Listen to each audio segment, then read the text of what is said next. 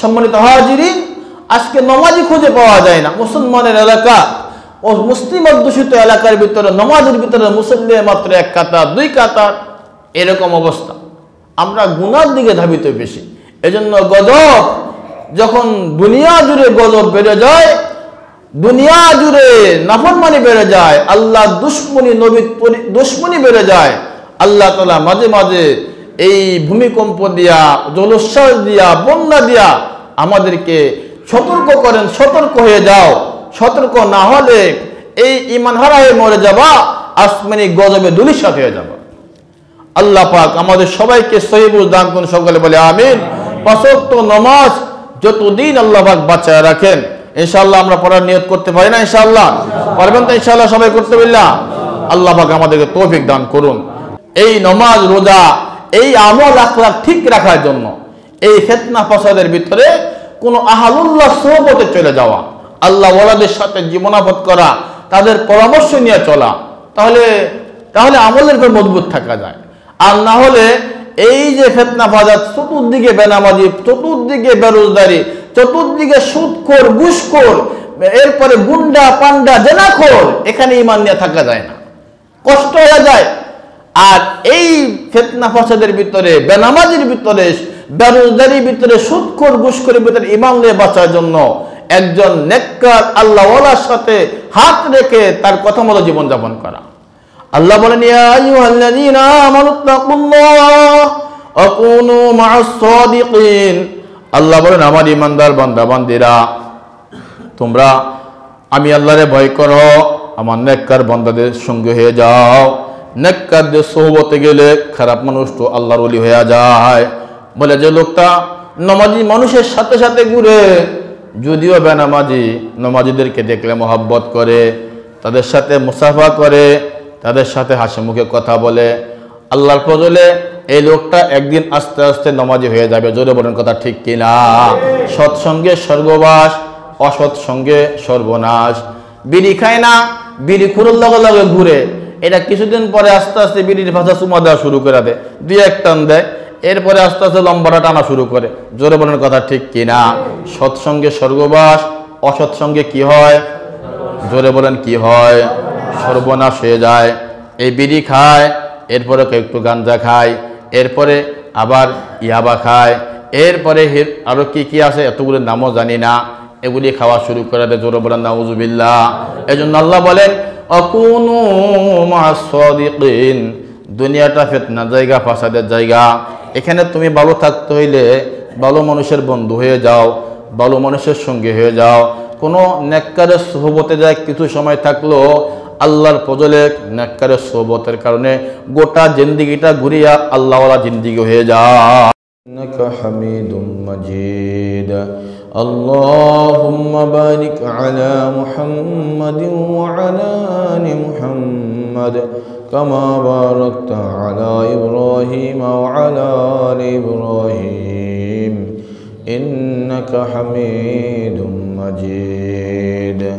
بلغ العلا بكماله كشف الدجى بجماله حسنت جميع خصاله صلوا عليه وعليه لا إله إلا الله لا إله إلا الله لا إله إلا الله لا إله إلا الله لا إله إلا الله لا إله إلا الله لا إله إلا الله لا إله إلا الله لا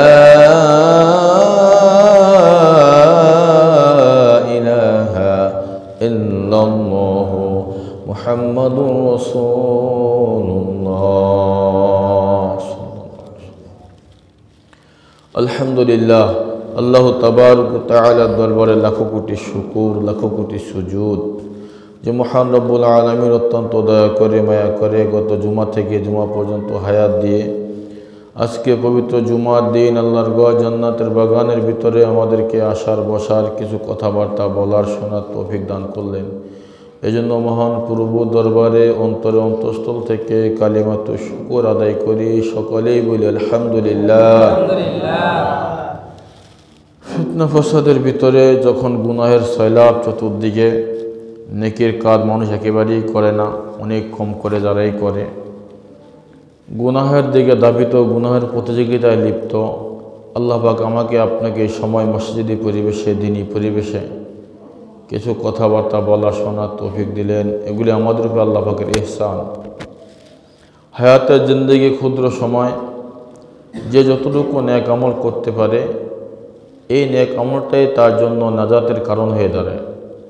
এই নেক আমলটা তাকে ফায়দা দিবে, এই নেক আমলটা তার আমল নামায় জমা হয়ে তার গুনার পাল্লাকে হালকা করে দিবে। আর যে যত বেশি নেক আমল থেকে দূরে থাকে, গুনার সাগরে হাবুডুবু খায়, গুনার সংখ্যা দিন দিন বাড়তে বাড়তে তার নেক আমলের পাল্লা হালকা হয়ে যায়, গুনার পাল্লাটা ভারী হয়ে যায়। এজন্য হায়াতের জিন্দেগি একটা সময় শেষ হয়ে যাবে প্রত্যেকটা মানুষেরই। যেখানেই থাকি, যেভাবেই থাকি, ভালো থাকি, খারাপ থাকি, সুখে থাকি, দুঃখে থাকি, আরামে থাকি বা ব্যারামে থাকি, এই জীবন থাকবে না। জীবন যে কোনো সময় শেষ হয়ে যাবেই যাবে, এটাই চিরন্তন সত্য। আল্লাহ পাক কোরআনে হাকিমের ভিতরে এই কথাই বলে দিন, কুল্লু নাফসিন যায়িকাতুল মউত, প্রত্যেকটা জানবাস প্রাণীকে মৌতের স্বাদ গ্রহণ করা লাগবে। বড় মিয়া বলেন, ছোট মিয়া বলেন, জমিদার বলেন, রাস্তার ফকির বলেন, কেউ বেঁচে থাকতে পারবে না। আলেম বলেন, গয়রে আলেম বলেন, পীর মাশায়েখ বলেন, নবী বলেন, রসুল বলেন, কেউ বেঁচে থাকতে পারবে না। সবাইকে একদিন না একদিন আসল মালিকের কাছে যাওয়া লাগবে। সেদিন সারা জীবনের পাপ পুণ্যের হিসাব আল্লাহর কাছে দেওয়া লাগবে। আমি কি করলাম, কি খাইলাম, কি পড়লাম, এগুলির হিসাব আল্লাহর কাছে একদিন আমাকে দেওয়াই লাগবে। এটা আমাদের বুঝে আসুক আর না আসুক, যেভাবেই জীবনযাপন করি না কেন, বুঝে শুনে করি, ইচ্ছায় করি, তৈচ্ছায় করি, অনিচ্ছায় করি, হালাল হারামে তমিজ করব না, এগুলি আল্লাহর কাছে আমাকে একদিন যাওয়া লাগবে, হিসাব দেওয়া লাগবে। সম্মানিত হাজিরিন, মানুষ দুনিয়ার মোহে পড়ে, ক্ষুদ্র সময়ের জন্য দুনিয়াতে আসে, আসার পরে দুনিয়ার মোহে পড়ে এই চিরন্তন কথাগুলিকে ভুলে যায়। সে ধরাকে সরা জ্ঞান করে, হালাল হারামে তমিজ করে না, নিজকে অনেক কিছু মনে করে। যত রাজা বলেন, বাদশাহ বলেন, বাহাদুর বলেন, পীর বলেন, মাশায়েখ বলেন, ফকির বলেন, মিসকিন বলেন, আমাদের আগে যারা ছিল তারা সবাই চলে গেছে, অনেকেই চলে গেছে। আমাদের সমসাময়িক যারা আছে তারা এখনও আছে, হয়তোবা তাদের আগে আমরা চলে যাব, অথবা তারা আমাদের আগে চলে যাবে, কেউ থাকতে পারেনি। কিন্তু যারা থাকা না থাকা এটা বড় বিষয় না। বিষয় হলো আমি হায়াতকে কোন কাজে লাগাইলাম, এখানে কি আমি নেকির ভিতরে কাটাইলাম না গুনার ভিতরে কাটাইলাম। আল্লাহ পাক এই বিষয়টা দেখবেন। এই জন্য আল্লাহ পাক কোরআনে হাকিমের ভিতরে বিভিন্ন জায়গার ভিতরে আমাদেরকে সতর্ক করেছেন, ইয়া আইয়ুহাল্লাযীনা আমানুত্তাকুল্লাহ, ইয়া আইয়ুহাল্লাযীনা আমানুত্তাকুল্লাহ ওয়াল তানজুর নাফসুম মা কদ্দামাত লিগাদ ওয়াত্তাকুল্লাহ। আল্লাহ তাআলা বলেন, ঈমানদারেরা আমি আল্লাহরে ভয় করো আর চিন্তা ভাবনা করো। ভাবো নিজকে নিয়ে, তুমি কি রেখে গেলা, কি নিয়ে আসলা, দুনিয়াতে কি রেখে যাও, কি প্রেরণ করলা, এটা নিয়ে ভাবো। ওয়াল তানজুর নাফসুম মা কদ্দামাত লিগাদ, বলে কি রেখে গেলা আর কি পাঠিয়ে দিলা, একটু মাঝে মাঝে চিন্তা করো। আমল নামার ভিতরে তাকালে আমরা দেখব আমরা না রাখতে পারলাম না নিতে পারলাম। রাখার তো কিছু না, এখানে যা রেখে যায় এগুলি আমাদের কিছুই থাকে না। কি বলেন, থাকে নাকি কিছু আমাদের? মরার সঙ্গে সঙ্গে সবই অন্যর চলে যায়। মালিকানা আমাদের থাকে না, স্ত্রী মালিক হয়, সন্তানেরা মালিক হয়ে যায়, ভাই বোনেরা মালিকানা দাবি করা শুরু করে দেয়। যা কিছু করলাম, যা কিছু উপার্জন করলাম, এগুলি কিছুই আমার সাথে থাকে না, এগুলি কিছুই সাথে যায় না। ওর সাথে যাবে একটা জিনিস, সেটা হলো নেক আমল। আমি যেখানে বসে যেভাবে বৈশা আজকে জীবনটাকে কোরবানি করলাম, রাতকে রাত জেগে জেগে পরিশ্রম করলাম, বাড়ি বানাইলাম, গাড়ি বানাইলাম, বিল্ডিং বানাইলাম, প্রাসাদ বানাইলাম, অনেক টাকার মালিক হইলাম, এগুলি কিছুই আমার সাথে থাকবে না। আমার সাথে থাকবে আমার নেক আমলটা। নেক আমলটাই আমার সাথে থাকবে, আর কিছুই আমার সাথী হবে না। দেখেন না, মানুষ তো বেঁচে থাকতেই সন্তানেরা পরিচয় দেয় না। এখন দুনিয়ার জিন্দগিতে কত বড় বড় লোক আছে, কোটি কোটি টাকার মালিক, সন্তানের নামে দিয়ে দিয়েছেন, সন্তান মা বাবাই ডাকে না। অথবা সন্তানকে হায়ার লেভেলে শিক্ষিত করছে, বাড়ি ছেড়ে চলে গেছে, বাংলাদেশ থেকে বাইরে চলে গেছে, এখন মা বাবার খবরে নেয় না। বিশাল প্রাসাদ, বিশাল ফ্ল্যাট, মা বাবা দুইজন ফ্ল্যাটের মধ্যে গড়াগড়ি খায়। সন্তান একবার ফোন দিয়া জিগায় না, মা বাবারটা খাইছো কিনা, বাবা ঠিক মতো খানা খাইলা কিনা। এটা সন্তান ফোন দিয়ে একবারও মারে জিজ্ঞাসা করে না, বাবারে জিজ্ঞাসা করে না।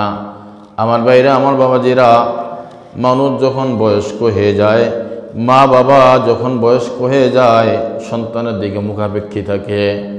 টাকাওয়ালা হোক, পয়সাওয়ালা হোক, জমিদার হোক, ছোট মিয়া হোক, বড় মিয়া হোক, সন্তান মার সাথে বাবার সাথে কথা বলবে, এটা প্রত্যেক মা বাবার দিলে তামান্না থাকে। আমি আপনি তো দূরে পড়ে থাকি কাজের সুবিধার্থে, কাজ করার জন্য। মা বাড়িতে থাকে, আব্বাজান বাড়িতে থাকে, অপেক্ষায় থাকে, আমার সোনা জাদু আমার একটা বারের জন্য ফোন করবে, দুইটা কথা বলবে, আমার কলিজাটা ঠান্ডা হয়ে যাবে। বাবা, মার দিলটা আপনার জন্য ছটফট করে, আব্বাজানের দিলটা আপনার দুইটা কথা শোনার জন্য ছটফট করতে থাকে। বলে এরকম তো হাজারো আছে, প্রাসাদের মালিক, বিল্ডিংয়ের মালিক, অগাধ টাকার মালিক, সন্তান বউ সন্তান নিয়ে বাইরে চলে গেছে, এখন আর মারে খবর দেওয়ার সময় নেই। যদি বলার কথা ঠিক নেই। এরকম রিপোর্ট কয়েকদিন পরপরই দেখা যায়, মারা গেছে তো লাশটা মাটি দেওয়ার মানুষও খুঁজে পাওয়া যায় না। লাশ মাটি দিবে এই মানুষও খুঁজে পাওয়া যায় না। আবার এরকম রিপোর্টে দেখেছি, ঢাকার ভিতরে ফ্ল্যাটের ভিতরে মরা রয়েছে, মা অথবা বাবা একা একা ঘরে ছিল, ওই ময়রা রয়েছে। ময়রা পয়সা যখন গন্ধ বের হয়ে যায়, আশপাশের মানুষজন চিন্তা করতেছে কি না কি হয়ে গেল। ঢাকা শহর হলো আজীব শহর, পাশাপাশি প্ল্যাট, এক প্ল্যাটের খবর অন্য প্ল্যাটের মানুষ রাখে না, এক প্ল্যাটের মানুষ অন্য প্ল্যাটের খবর রাখে না। এটা হলো আজীব এক শহর ঢাকা, আজীব দেশ। এটা ময়রা পয়চা রয়েছে, গন্ধ বের হওয়ার পরে বুঝতে পারছে কিছু একটা হয়ে গেছে। এই জন্য আমার ভাইরা, আমার বাবাজিরা, আবার করোনাকালীন সময় দেখা গেছে আব্বাজান মারা গেল, সন্তান আগায় আসে নাই, স্ত্রীও আগায় আসে নাই, মাও আগায় আসে নাই, বাবাজানও আগায় আসে নাই। দেখা যায় বাহিরের থেকে মানুষ আইনা তাকে লাশ বের করা লাগছে, তার দাফন কাফনের ব্যবস্থা করা লাগছে। জোরে বলেন কথা ঠিক কিনা? যেই হুজুর করে জীবন বড় নিন্দান্দি করছে, এই হুজুরের এই কঠিন করোনার ভিতরেও জীবনের ঝুঁকি নিয়ে মানুষকে দাফন কাফন করছে। জোরে বলেন কথা ঠিক কিনা? জীবন বর যারা হুজুরকে নিন্দা করছে, হুজুরের তাদের দাফন কাফন করছে। এখানে সন্তানও যায় নাই, মাও যায় নাই, আত্মীয় স্বজন আসে নাই, করোনারে ভয় পায়, বাবার থেকে না জানি করোনা আমার ধীরে ফেলাবে। ও আমার ভাইরা, আমার বাবাজিরা, হায়াতের জিন্দিগি একটা নিষ্ঠুর জিন্দিগি। আপনি সুখে থাকেন আর দুঃখে থাকেন, সন্তানদের জন্য আপনার জান কোরবান করতে হয়। দুইটা রুটি রুজি সন্তানের মুখে দেওয়ার জন্য আব্বাজান রাতকে রাত জেগে থাকে, দিনকে দিন পরিশ্রম করে, সারাদিন কষ্ট করে পরিশ্রম করে রুজি উপার্জন করে আইসা সন্তানের মুখে দিয়া, সন্তান যখন মিষ্টি মিষ্টি কথা বলে, হাসি দেয়, আব্বাজান সারাদিনের ক্লান্তিগুলি মুহূর্তের মধ্যে ভুলে যায়, সন্তানের বুকের মধ্যে জড়ায় নেয়, সন্তানের আদর করে যত্ন করে আবার সকালবেলা ঘুম থেকে উঠা বের হয়ে যায়। আজীব জিন্দেগি। একদিন একটা মুহূর্তের জন্য আব্বাজান না বিশ্রাম নিতে পারে, আম্মাজান না বিশ্রামের মুখ দেখতে পারে, সন্তান সন্তান করে জীবনটাকে মাটি করে দেয়। এজন্য বাবা, হায়াত এটার পিছনে মোহ অন্ধ হয়ে কোনো লাভ নাই। অন্ধ হওয়া যাবে না, সন্তানকেও মহব্বত করতে হবে, স্ত্রীকেও মহব্বত করতে হবে, কিন্তু সবচাইতে বেশি মহব্বত করতে হবে আমার নিজেকে। আর আমার নিজের প্রথম এবং প্রধান কাজ হলো নেক আমলগুলি আমার সম্পদ। আমার সম্পদ হলো আমার নেক আমল। এটা হায়াতের জিন্দিগি তো আমাকে কামিয়াবি দেবে, পরকালের জিন্দিগিতে আমার নাজাত দিয়ে জান্নাতের মালিক বানিয়ে দেবে। জোরে বলেন কথা ঠিক নেই? এটা পরকালের জিন্দিগিতে নাজাত দিয়ে জান্নাতের মালিক বানিয়ে দেবে। আমি সুবহানাল্লাহ বলি, আলহামদুলিল্লাহ বলি, আল্লাহু আকবার বলি, লা ইলাহা ইল্লাল্লাহ বলি, এটা আমার সম্পদ হয়। আমি 10টা টাকা মসজিদে দেই, মাদ্রাসায় দেই, আমি কোনো মানুষকে খানা খাওয়াই দেই, এটা আমার সম্পদ হয়। আমাদের দুর্ভাগ্য, জীবিত থাকতে আমরা আমাদের জন্য খানা খাওয়াই না। আমরা বলি মরার পরে 4 দিন না খাওয়াই দেয়, সন্তানের জন্য রেখে যায়। যে সন্তান জীবিত অবস্থায় খবর রাখে না, মরার পরে 4 দিন না করার জন্য ওই যে বাবা রেখে দেওয়া সম্পদ পাইছে, এখান থেকে 4 দিন না করার ব্যস্ত হয়ে যায়। অথচ 4 দিন না 40 বৎসরে বৎসরে মৃত্যুবার্ষিকী, জন্মবার্ষিকী, এটার সাথে শরীয়তে ইসলামের বিলকুল কোনো সম্পর্ক নাই। এটার সাথে শরীয়তে ইসলাম বিলকুল সম্পর্ক রাখে না। এটা কোনো শরীয়তের বিষয় না। নিজেরটা নিজে দান করে যান। হায়াত থাকতে নিজের সম্পদ থেকে মানুষকে খাওয়া যান। হায়াত থাকতে নিজের সম্পদ থেকে মসজিদে ব্যয় করে যান, মাদ্রাসায় ব্যয় করে যান। এটাও এক অডেল সম্পদের মালিক নিয়ে কবরে চলে যান। অডেল সম্পদের মালিকের কবরে চলে যান। আর বাড়ি রেখে যান, গাড়ি রেখে যান, প্রাসাদ রেখে যান, এগুলি আপনার থাকবে না বাবা।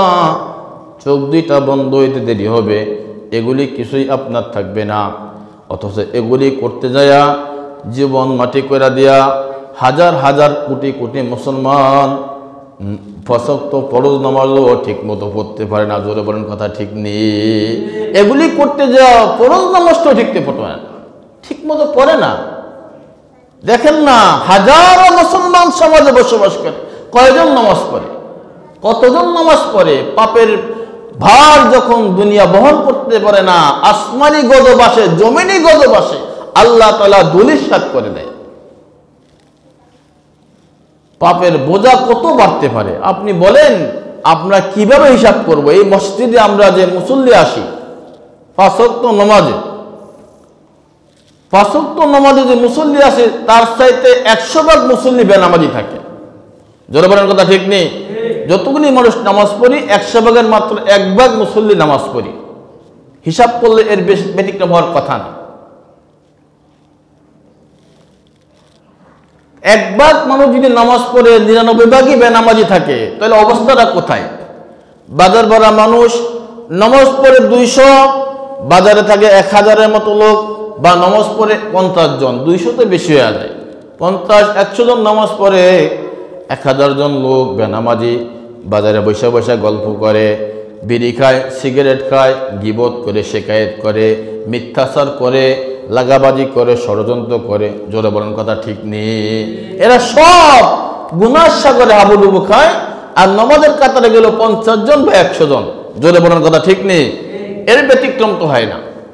বাস ভরা মানুষ, নামাজের সময় যায়, 2-1 জন শুধু ছটপট করে নামাজটা পড়া দরকার, নামাজটা পড়া দরকার বলে। 50 জন যাত্রীর মধ্যে 1 জন 2 জন নামাজের কথা বলে, বাকিরা নামাজের কথা বলে না।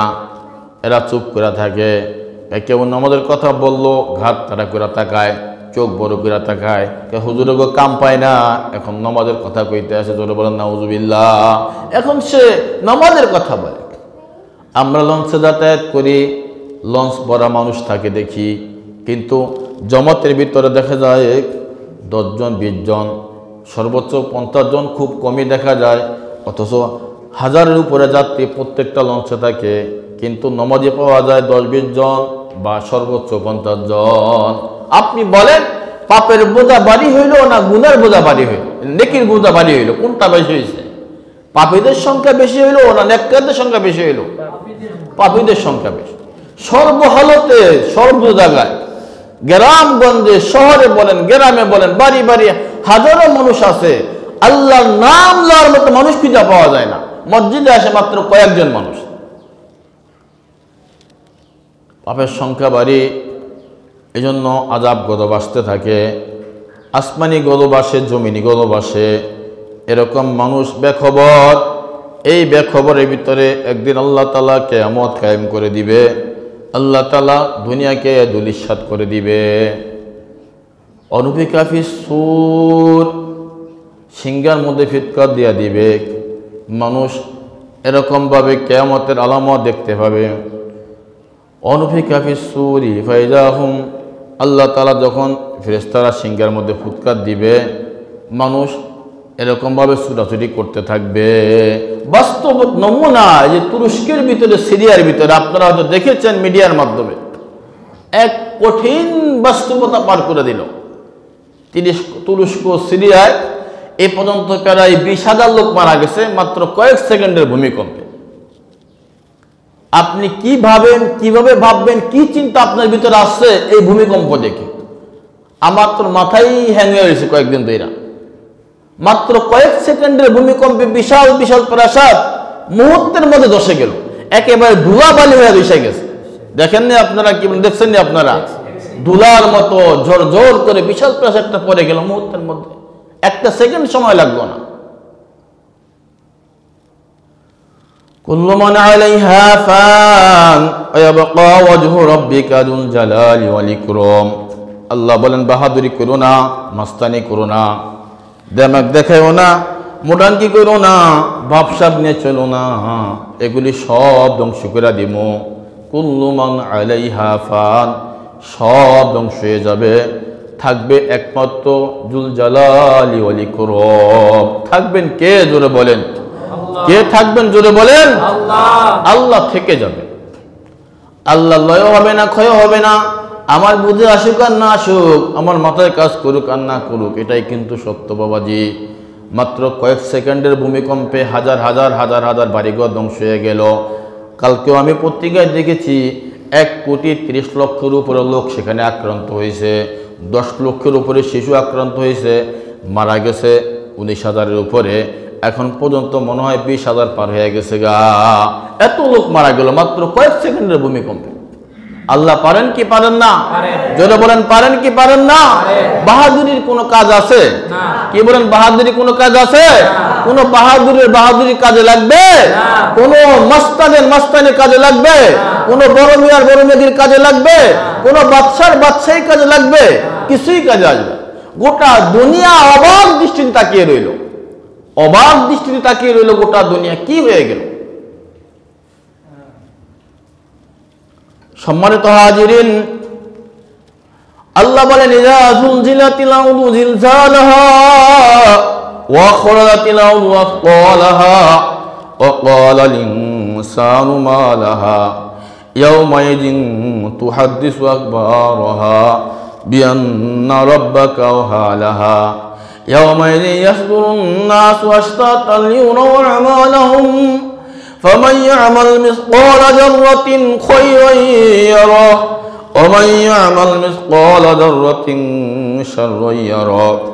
আল্লাহ বলেন, প্রকম্পন হয়ে যাবে, প্রকম্পিত হবে। ইযা যুলজিলাতিল আরদু জিলজালাহা ওয়া আখরাজাতিল আরদু আসকালাহা ওয়া ক্বালাল ইনসানু মা লাহা।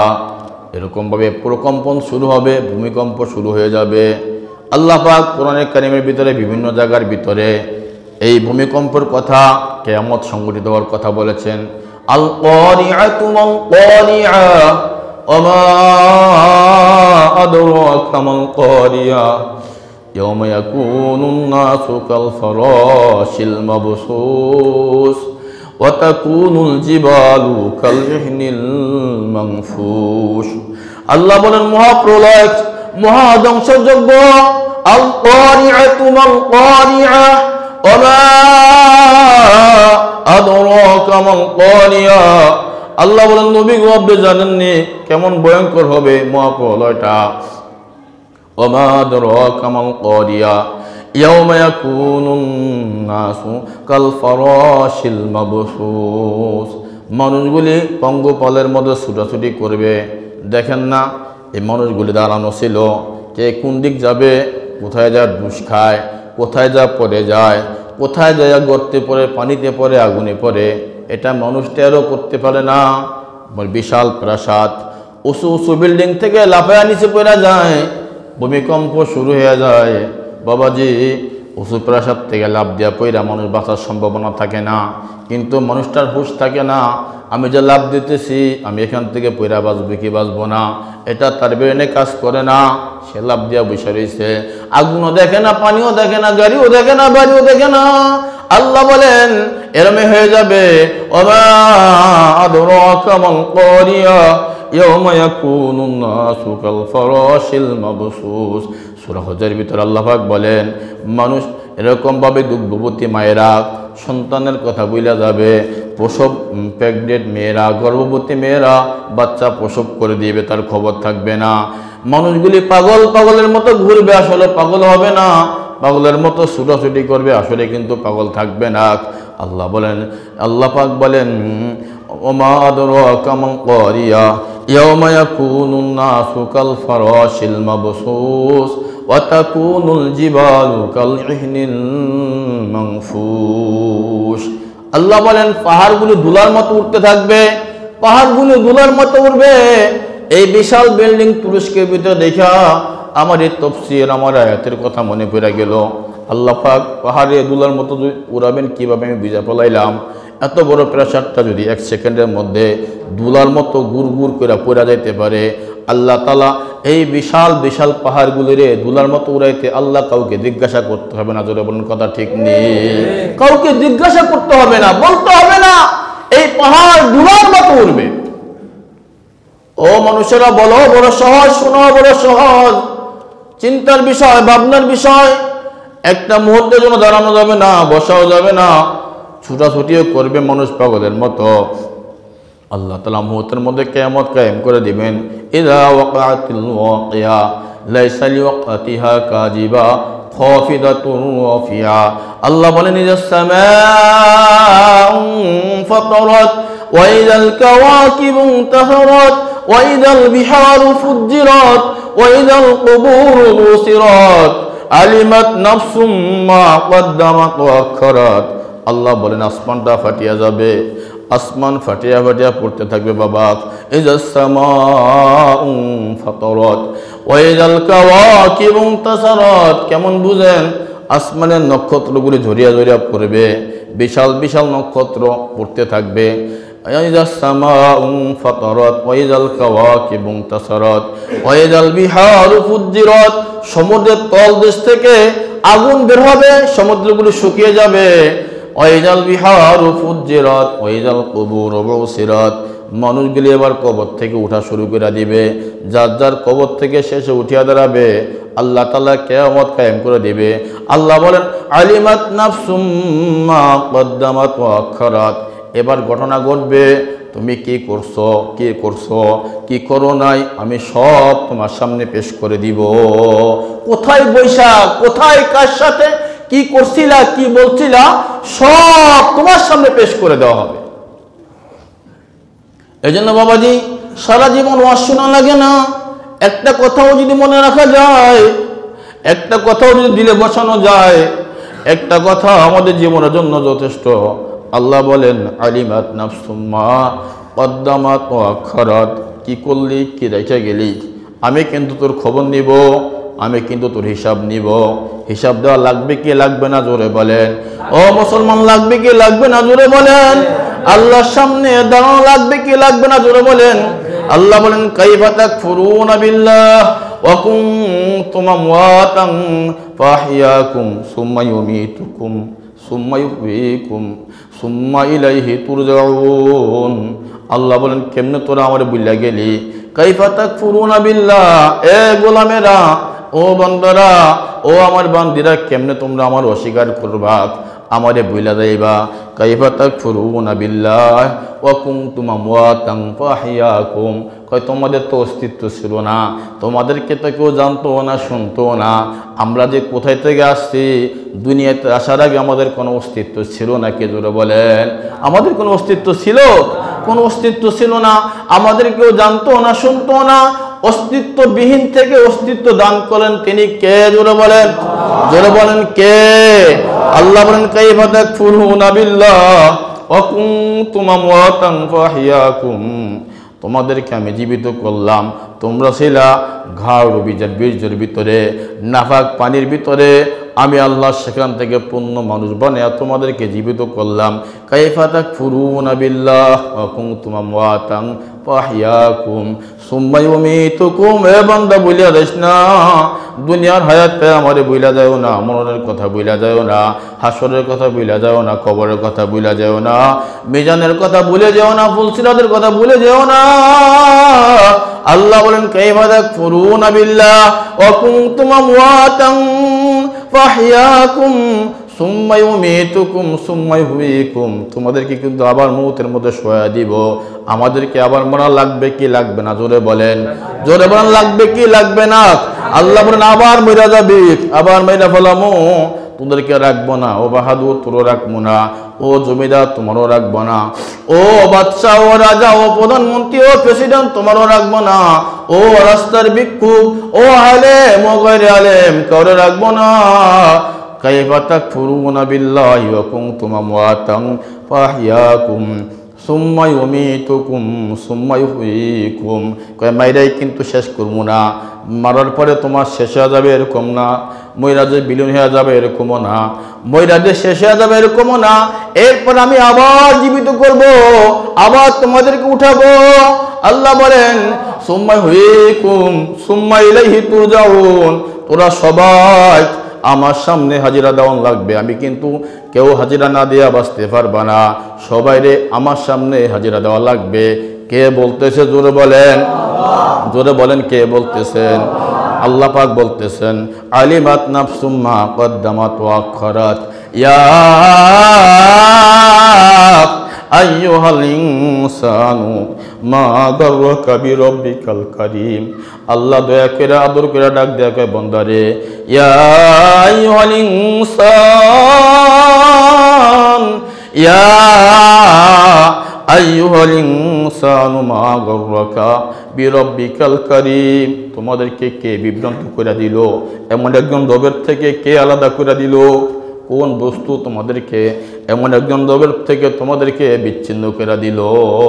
এমন দয়ার মাওলার থেকে কে তোমাদেরকে বিচ্ছিন্ন করে দিল? আল্লাহ বলেন ইয়া আইয়ুহাল ইনসানু মা গাররাকা বিরব্বিকাল কারীম আল্লাযী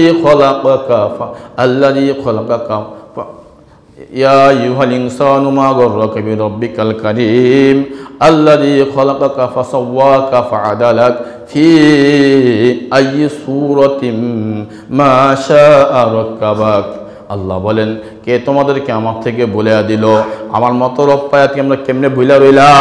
আল্লাহ তাআলা বলেন তোমাদেরকে অস্তিত্বহীন থেকে অস্তিত্ব করছি আমি আল্লাহ, বিভিন্ন সুরতে বিভিন্ন সুরত দিয়া দিয়ে আমি বানাইলাম আল্লাহ, তুমি কেমনে আমার বলিয়া গেলা?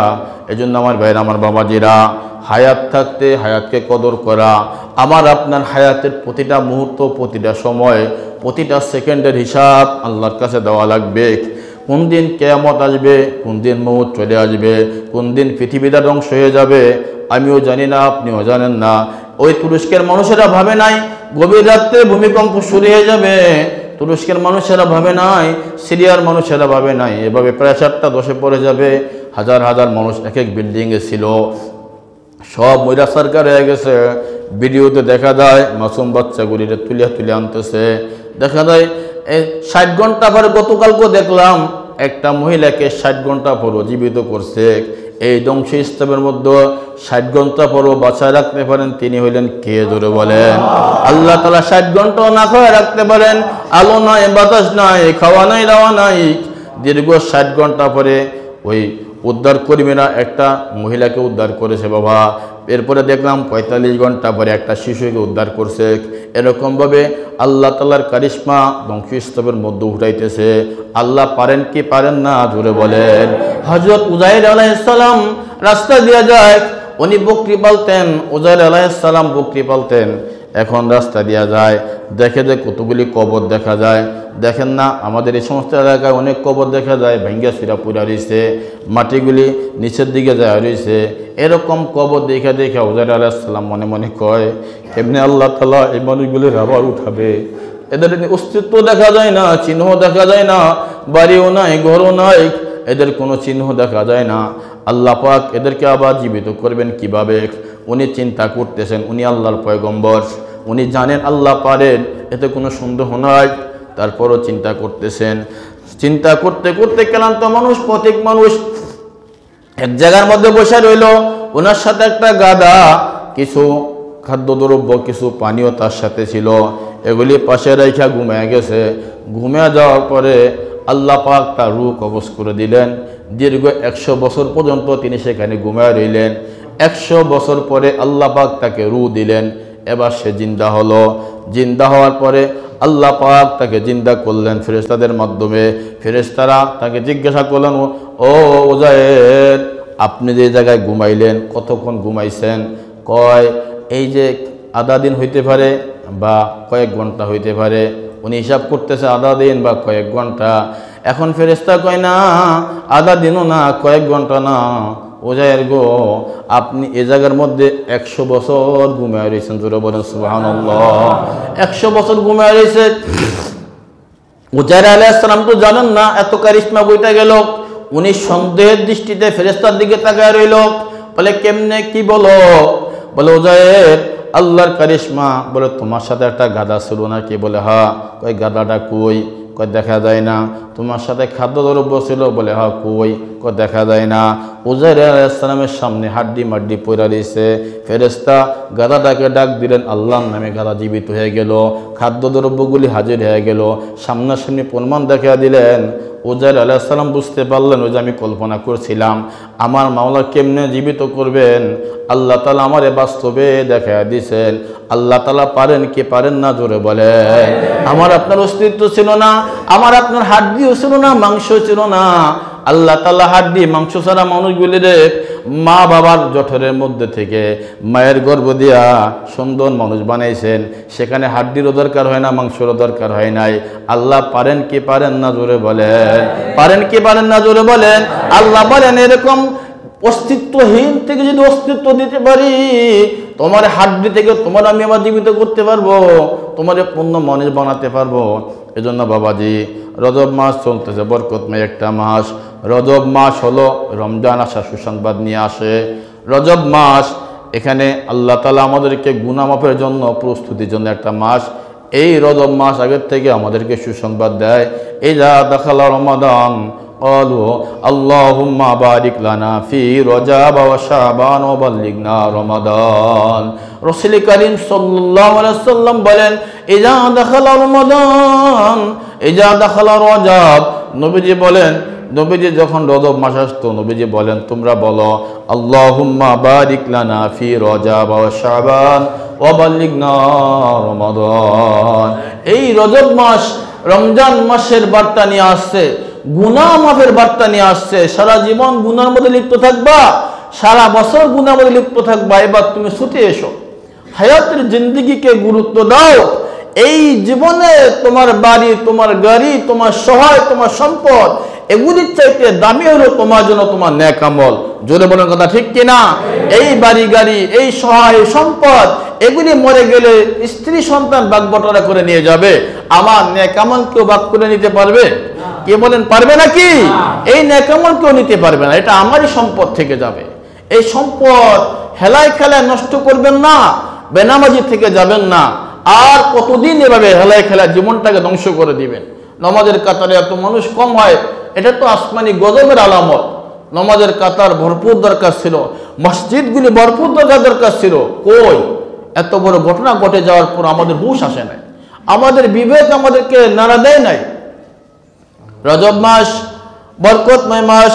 আল্লাহ রাব্বুল আলামিন রজব মাসে আল্লাহ তাআলা প্রিয় বন্ধু হাবিব প্রিয়া মুহাম্মদ নবী মুহাম্মদুর রাসূলুল্লাহ সাল্লাল্লাহু আলাইহি ওয়াসাল্লামকে মেরাজে নিয়া আল্লাহর সাথে সান্নিধ্য দান করলেন। আল্লাহ বলেন, সুবহানাল্লাযী আসরা বিআবদিহি লাইলাম মিনাল মাসজিদিল হারাম ইলাল মাসজিদিল আকসা আল্লাযী বারাকনা হাওলাহু লিনুরিয়াহু মিন আয়াতিনা। আল্লাহ বলেন এমন একটা ঘটনা ঘটিয়ে দিলাম, সুবহানাল্লাযী আসরা বিআবদিহি লাইলাম মিনাল মাসজিদিল হারাম ইলাল মাসজিদিল আকসা। রাতের কিছু অংশে এমন একটা ঘটনা আল্লাহ তাআলা ঘটাইলেন, যে ঘটনার বর্ণনা দিতে যে আল্লাহ তাআলা নিজেই সুবহান শব্দ ব্যবহার করেছেন। জোরে বলেন সুবহানাল্লাহ।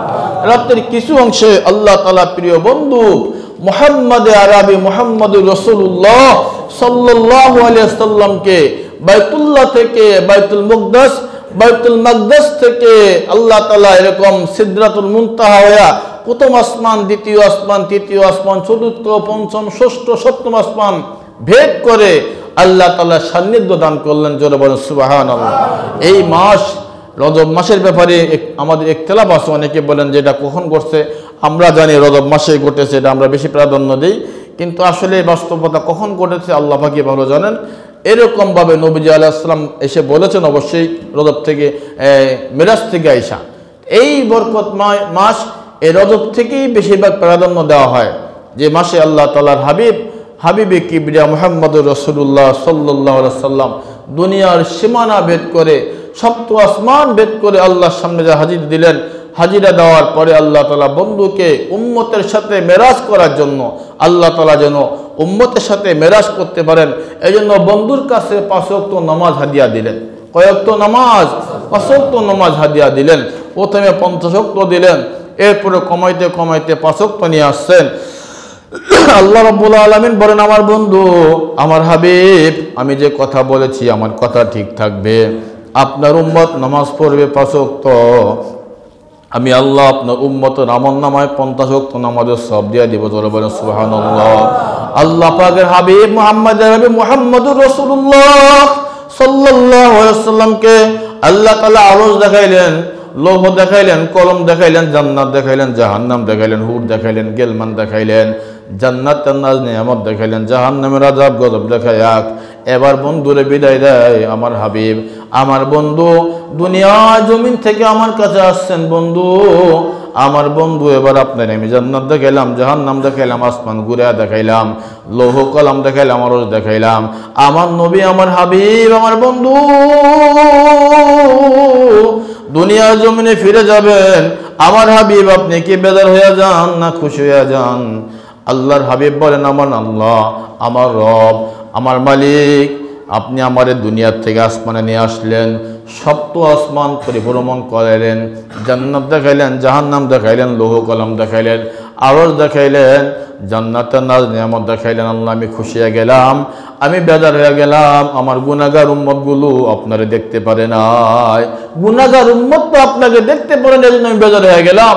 আল্লাহ বলেন, আমার হাবিব, আমার বন্ধু আপনি বেজার হবেন না, আপনি গুনাহগার উম্মতের বলে দেন, আপনার গুনাহগার উম্মত যখন নামাজের সিজদার মধ্যে পড়ে যাবে, আমি আল্লাহ আমার বন্ধুরে দুনিয়া থেকে আসমানে আইনা সাক্ষাৎ দিয়েছি, আপনার গুনাহগার উম্মত যখন নামাজের সিজদার মধ্যে পড়ে আমার ডাকা শুরু করবে, আমি আল্লাহ যায়া আপনার উম্মতের সাথে সাক্ষাৎ করব। জোরে বলেন সুবহানাল্লাহ। ও মুসলমান, আজকে নামাজ ছেড়ে দিয়েছি আমরা, বিপদ আপদ বাড়তেছে, মুসিবত বাড়তেছে, পেরেশানি বাড়তেছে। আল্লাহর কসম, প্রত্যেকটা মানুষ নামাজি হয়ে যান, ঘরে ঘরে নামাজের তালকিন করেন, বাচ্চাদেরকে নামাজি বানিয়ে দেন, নিজেরা নামাজি হয়ে যান। আল্লাহ তাআলা আসমানি জমিনি বালা মুসিবত থেকে, গজব থেকে কুদরতি হাত দিয়া ধরে ধরে হেফাজত করবে। আল্লাহ তাআলা হেফাজত করবেন কুদরতি হাত দিয়ে ধরে ধরে। সম্মানিত হাজিরিন, আজকে নামাজি খুঁজে পাওয়া যায় না। মুসলমানের এলাকা ও মুসলিম অধ্যুষিত এলাকার ভিতরে নামাজের ভিতরে মুসল্লি মাত্র 1 কাতার 2 কাতার, এরকম অবস্থা। আমরা গুনার দিকে ধাবিত বেশি। এজন্য গজব যখন দুনিয়া জুড়ে গজব বেড়ে যায়, দুনিয়া জুড়ে নাফরমানি বেড়ে যায়, আল্লাহ দুশ্মনী, নবীর দুশ্মনী বেড়ে যায়, আল্লাহ তাআলা মাঝে মাঝে এই ভূমিকম্প দিয়া, জলোচ্ছ্বাস দিয়া, বন্যা দিয়া আমাদেরকে সতর্ক করেন, সতর্ক হয়ে যাও, সতর্ক না হলে এই ঈমান হারায়ে মরে যাবা, আসমানি গজবে ধূলিসাৎ হয়ে যাবা। আল্লাহ পাক আমাদের সবাইকে সহিহ বুঝ দান করুন, সকলে বলে আমিন। 5 ওয়াক্ত নামাজ যতদিন আল্লাহ পাক বাঁচায় রাখেন, ইনশাআল্লাহ আমরা পড়ার নিয়ত করতে পারি না? ইনশাআল্লাহ পারবেন তো? ইনশাআল্লাহ সবাই করতে পারলাম। আল্লাহ পাক আমাদেরকে তৌফিক দান করুন। 5 ওয়াক্ত নামাজ যথাসময়ে পড়ুন, জামাতে পড়ুন। মা বোনেরা আউয়াল ওয়াক্তে, প্রথম ওয়াক্তে নামাজ পড়েন। মা বোনেরা তো নামাজ অনেকেই পড়েন, কিন্তু নামাজ পড়তে পড়তে এক ওয়াক্ত আরেক ওয়াক্ত চলে যায়। এই নামাজ, রোজা, এই আমল আখলাক ঠিক রাখার জন্য এই ফিতনা ফাসাদের ভিতরে কোন আহলুল্লাহ সোহবতে চলে যাওয়া, আল্লাহ ওয়ালাদের সাথে জীবনাবদ করা, তাদের পরামর্শ নিয়ে চলা, তাহলে আমলের উপর মজবুত থাকা যায়। আর না হলে এই যে ফিতনা ফাসাদ, চতুর্দিকে বেনামাজি, চতুর্দিকে বেরোজগারি, চতুর্দিকে সুদখোর, ঘুষখোর, এরপরে গুন্ডা পান্ডা জেনাখোর, এখানে ঈমান নিয়ে থাকা যায় না, কষ্ট হয়ে যায়। আর এই ফিতনা ফাসাদের ভিতরে, বেনামাজির ভিতরে, বেরোজগারির ভিতরে, সুদখোর ঘুষখোরের ভিতরে ঈমান নিয়ে বাঁচার জন্য একজন নেককার আল্লাহওয়ালার সাথে হাত রেখে তার কথা মতো জীবনযাপন করা। আল্লাহ বলেন, ইয়া আইয়ুহাল্লাযীনা আমানুত্তাকুল্লাহ ওয়া কুনু মা'আস সাদিকিন। আল্লাহ বলেন, আমার ঈমানদার বান্দা বান্দীরা, তোমরা আমি আল্লাহরে ভয় করো, আমার নেককার বান্দাদের সঙ্গে হয়ে যাও। নেককারদের সোহবতে গেলে খারাপ মানুষ তো আল্লাহর ওলি হয়ে যায়। বলে যে লোকটা নামাজি মানুষের সাথে সাথে ঘুরে, যদিও বেনামাজি, নামাজিদেরকে দেখলে মহব্বত করে, তাদের সাথে মুসাফা করে, তাদের সাথে হাসি মুখে কথা বলে, আল্লাহর ফজলে এই লোকটা একদিন আস্তে আস্তে নামাজি হয়ে যাবে। জোরে বলেন কথা ঠিক কিনা? সৎসঙ্গে স্বর্গবাস, অসৎ সঙ্গে সর্বনাশ। বিড়ি খায় না, বিড়ি খুরের লগে লগে ঘুরে, এটা কিছুদিন পরে আস্তে আস্তে বিড়ির ভাষা চুমা দেওয়া শুরু করে দেয়, দুই এক টান দেয়, এরপরে আস্তে আস্তে লম্বাটা টানা শুরু করে। জোরে বলেন কথা ঠিক কিনা? সৎসঙ্গে স্বর্গবাস, অসৎসঙ্গে কি হয়? জোরে বলেন কি হয়? সর্বনাশ হয়ে যায়। এই বিড়ি খায়, এরপরে একটু গাঞ্জা খায়, এরপরে আবার ইয়াবা খায়, এরপরে আরো কি কি আছে এতগুলো নামও জানি না, এগুলি খাওয়া শুরু করে দেয়। জোরে বলেন নাউজুবিল্লাহ। এই জন্য আল্লাহ বলেন, আকুনু মা'আস সাদিকিন। দুনিয়াটা ফিতনা জায়গা, ফাসাদের জায়গা।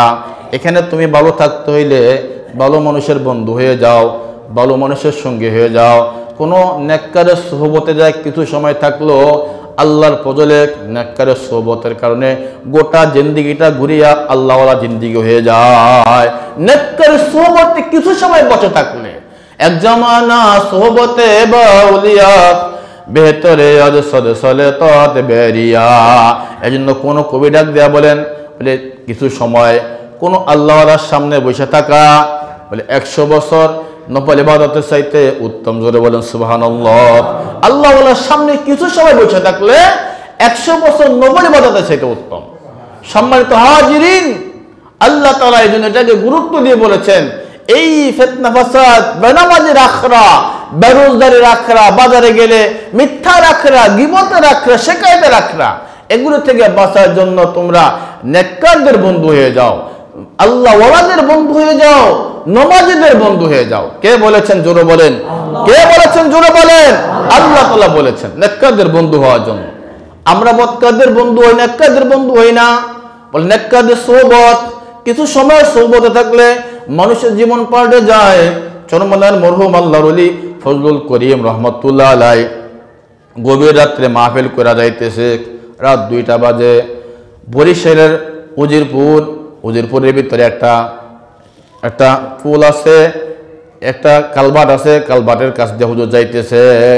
এই কালবাট পাড়িয়া যাবে, ওখানে ডাকাইতেরা তাকে গাড়ি ঘেরাও করে পালাইছে। গভীর রাত্রে গাড়ি ঘেরাও করে পালায়া, গাড়ির সামনে গাছ পালাইয়া দিছে, হুজুরের গাড়ি আটকাইছে। আটকানোর পরে চরমনার মরহুম আল্লাহর ওলি রহমতুল্লাহ আলাইহি, হুজুরের কথা ছিল নরম নরম, আবার গরম গরম, নরমের জায়গায় নরম, গরমের জায়গায় গরম ছিলেন হুজুর জানলা দিয়া মাথা বাইর করে বলে, কারে বাবা তোমরা কারা? কয় আপনি চিনবেন না, আমরা হইলাম ডাকাত, আমরা হইলাম সর্বহারা, আমরা সর্বহারা। আল্লাহ রহমতুল্লাহ ডাক দিয়ে বলে, বাবা শোনো বাবা, সর্বহারা হইলে কোনো ক্ষতি নাই, কিন্তু ঈমান হারা মরে গেলে কোনো উপায় নাই। শুধুমাত্র দুটো ওয়াজ করলেন হুজুর, এর বেশি কিছু বলেন নাই। বলেন বাবা সর্বহারা হইলে কোনো ক্ষতি নাই, জীবনটা শেষ হয়ে গেল কোনো ক্ষতি নাই, কিন্তু ঈমান হারা মরলে কোনো উপায় নাই। ঈমান হারা মরলে আর কোনো উপায় আছে? কোনো উপায় নেই। ডাকাইদের সর্দার ডাক দেখা কার গাড়ি আটকাইলি রে? এটা তো মনে হয় চরমনের হুজুরের গাড়ি মনে হইতে আছে। ডাকাইতেরা দূরে যায় না, তাড়াতাড়ি কয় রাস্তা পরিষ্কার করে দে, সবাই সামনে আয়। চরমনের আল্লাহর ওলির গভীর রাত্রে পাওয়া গেছি, সবাইকে হুজুর জানি নাই বুঝি নাই, গভীর রাত্রে যখন আপনার পায়ে বসি আমরা আজকে আপনার আর ছাড়বো না। সবাই হুজুরের পায়ের মধ্যে জড়া দিয়ে বলে, আল্লাহর ওলি আমাদের মাফ করে দেন, আমাদেরকে মাফ করে দেন, জিন্দিগি তার এই কাজ করবো না। আল্লাহর ওলি রহমতুল্লাহ আলাইহি ডাকাতদের মাথার মধ্যে হাত বুলিয়ে দেয়, বাবা সামনে চরমনের মাহফিলে আইসো, মাহফিলে তোমাদেরকে দাওয়াত দিয়ে গেলাম। এই তিনটায় ডাকাইতের দলেরা চরমনার মাহফিলের আগে নিজেদের সুরত সিরাত সব পরিবর্তন হয়ে গেছে আল্লাহর ফজলে। ডাকাতের পোশাক চেঞ্জ করে গায়ের মধ্যে লম্বা জুব্বা, মাথার মধ্যে পাগড়ি বানাইছে, এরপরে মুখের মধ্যে লম্বা দাড়ি হয়ে গেছে। চরমনার মাহফিলও শুরু হয়ে গেছে। ডাকাতের সর্দার সহ ডাকাতেরা সবাই যায় আল্লাহর ওলি কুতুবখানার মধ্যে বৈশা রয়েছে। হুজুরের সামনে যে হাজির হয়েছে, হুজুর আমাকে চিনেননি? কয় না বাবা, আপনাকে তো চিনলাম না। কয় হুজুর ওই যে আমরা উজিরপুরে শিকারপুরে আপনার গাড়ি আটকাইছিলাম, ডাকাত আমরা হইলাম ওই ডাকাত। ডাকাতের সর্দার ডাক দেয় বলে, আল্লাহর ওলি জীবনভর কত মানুষের সম্পদ নষ্ট করলাম, কত মানুষের মাল নষ্ট করলাম, ইজ্জত নষ্ট করলাম, আল্লাহ নিয়ে আমাদেরকে মাফ করবে। চরমনার মুহরম আল্লাহ রহমতুল্লাহ ডাক দেয় বলে, বাবা আল্লাহ সব মাফ করবে, কিন্তু পরের হক নষ্ট করলে আল্লাহ মাফ করবে না। আল্লাহ তোমার সব গুনাহ মাফ করে দিবে, আমিও দোয়া করি তোমারে মাফ করে দেখ, কিন্তু মানুষের যে হক নষ্ট করছো এই গুণ আল্লাহ কোনোদিনও মাফ করবে না। বলে হুজুর কি উপায়, আমরা কি করতে পারি? কয় মাহফিল থেকে দেয়া যাদের বাড়ি ঘর চুরি করছো, ডাকাতি করছো, যদি পারো তাদের সম্পদ ফিরিয়ে দাও, না পারলে তাদের হাতে ফেরা মাপ চাও, তাহলে আল্লাহ মাফ করবে। ডাকাইতেরা মাহফিল থেকে গেছে, যাওয়ার পরে ওই এলাকার মধ্যে এক হিন্দু জমিদার ছিল, ওই বাড়িতে যা উঠছে পাগড়ি মাগড়ি বাইন্দা, মাথার মধ্যে পাগড়ি, গায়ের মধ্যে লম্বা জুব্বা, যা ওই হিন্দু জমিদারের বাড়ির সামনে দাঁড়া ডাক দেয়, মাস্টার সাহেব বাড়িতে আসেননি, মাস্টার সাহেব বাড়িতে আসেননি। হিন্দু জমিদার মনে করছে এরা মনে হয় তবলিগের লোকেরা আইসেন, এরা তো জানে না আমি যে হিন্দু মানুষ। উনি বাইরে আইসা বলতেছে, বাবা আপনারা যে বাড়িতে আছেন আপনারা তো জানেন না আমি তো হিন্দু মানুষ, আমি তো মুসলমান না। এখন ডাকাইতের সর্দার ডাক দিয়ে কয়, মাস্টার সাহেব আমরা ভালো করে জানি আপনি হিন্দু মানুষ, আপনি একটু নামায় আসেন, আপনার সাথে আমরা একটু কথা বলবো। বলে বাবা কি কথা বলবেন? বলে মাস্টার সাহেব আপনার বাড়িটা কয়েক মাস আগে ডাকাতি হয়েছিল নাকি? বলে হ ডাকাতি তো হয়েছে বাবা। ওই ডাকাতির কথা মনে বললে আমার এখনো ঘুম ভেঙে যায়। ডাকাইতের আমারও খুব অত্যাচার করছে, নির্যাতন করছে, আমার স্ত্রী মেয়ের গলা সোনাউলিও সব নিয়ে গেছে, আমারও খুব মারধর করছে, আমি এখনো ঘুমের মধ্যে লাভ দিয়ে উঠি ডাকাতদের কথা মনে পড়লে। এই কথা বলার সঙ্গে সঙ্গে ডাকাতের সর্দার সহ ডাকাইতেরা সবাই ওই হিন্দু ভদ্রলোকে পায়ের মধ্যে জড়ায় ধরে বলে, মাস্টার সাহেব ওই যে ডাকাতি করছিল ওই ডাকাতগুলি ছিলাম আমরা চরমনের আল্লাহর ওলির বাড়িতে গেছিলাম। আল্লাহর ওলি বলতে সব গুণ আল্লাহ মাফ করবে, মানুষের হক নষ্ট করলে আল্লাহ মাফ করবে না। আপনার সম্পদ নষ্ট করে ফেলাইছি, আমরা দিতেও পারবো না, দয়া করে আপনি আমাদেরকে মাফ করে দেন। মাস্টার সাহেবকে দাঁড়াও তোমাদের সাথে আমার কথা আছে, তোমরা বসক। মাস্টার সাহেব দূরে যায় বাড়ির থেকে ছাগল নিয়ে আসছে, আইনা এরকম চাল ডাল যা আছে সব দিয়া কয় তোমাদের মাফ করবে, একটা কথা আছে। বলে কি কথা? কয় এই যে চাউল দিলাম, ডাল দিলাম, যত যা দরকার সব দিলাম, ছাগল দিলাম, এটা জবাই করে তোমরা সবাই রেন্দা বেনা খাইবা, খায়ার তারপরে যাবার, তাহলে আমি মাফ করবো, নাহলে মাফ করবো না। ওই ডাকাতে সর্দার ডাক দেয় বলে, মাস্টার সাহেব এমন কেন করতেছেন আপনি? কয় তোমরা তো জানো না ওই ডাকাতি করার পর থেকে আমি এখন পর্যন্ত ঠিকমতো ঘুমাইতে পারি না, কোন দিন তোমরা আবার আইসা বড়, এই বয়ে আমি এখনো ঠিকমতো ঘুমাইতে পারি না। চরমনের আল্লাহর বাড়িতে যা যখন সোজা হয়ে গেছো, তোমরা যখন ভালো হয়ে গেলে আমার দিলটা ঠান্ডা হয়ে গেছে, এই জন্য তোমরা খাও, তোমাদেরকে আমি মাফ করে দিব, তোমাদেরকে কোনো দাবি রাখবো না। এই জন্য বাবাজি কোনো আহলুল্লাহ সোহবতে গেলে একটা খারাপ মানুষ, একটা ডাকাত, একটা মদখোর আল্লাহর ফজলে আল্লাহর ওলি হয়ে যায়। সোহবতে যাওয়া, ভালো মানুষের কাছে যাওয়া। আপনাদের কাছে দাওয়াত রইল আগামী 15, 16, 17 ফেব্রুয়ারি এই বুধবার থেকে, বুধ বৃহস্পতি শুক্রবার 3 দিন বরিশালের চরমনার মাহফিল হবে। সেখানে সারা দেশ থেকে লক্ষ লক্ষ লোক যাবে। ইন্টারনেটে ইউটিউবে তো কত কথাই শুনেন, পক্ষে বিপক্ষে অনেক কথা শুনেন, বাস্তবে না দেখলে বোঝানো যাবে না, বুঝবেনও না। এই জন্য দাওয়াত হলো 3 দিনের জন্য। আশা করি আপনারা যারা আছেন, কাজকর্ম সারা জীবনে থাকবে, পেরেশান সারা জীবনে থাকবে, কোনোদিন শেষ হবে না। এখান থেকে ফারেক হয়ে 3 দিনের জন্য